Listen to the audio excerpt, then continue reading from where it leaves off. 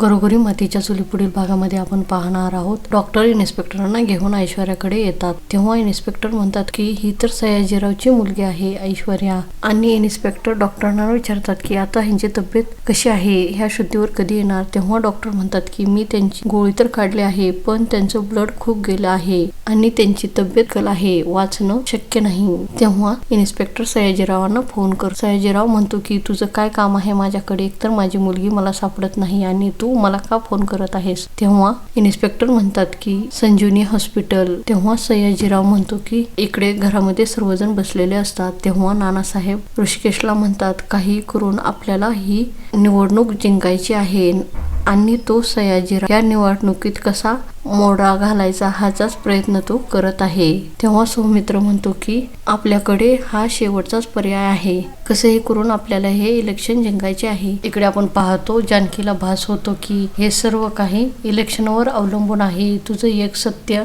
तुझा पूर्ण परिवाराला रस्त्यावर आणेल. आणि जानकी दरवाजा उघडते तर तिला समोर ऐश्वर्या दिसते. तेव्हा जानकी खूप घाबरते. पुढील भागामध्ये आपण पाहणार आहोत ऐश्वर्या शुद्धीवर येऊन मायाचे सर्व सत्य सर्वांना सांगेल का, हे पाहणे खूपच मनोरंजक आहे. घरोघरी मातीच्या चुली या मालिकेचे डेली अपडेट पाहण्यासाठी आमच्या चॅनेलला लाईक करा, शेअर करा आणि सबस्क्राईब करायला विसरू नका.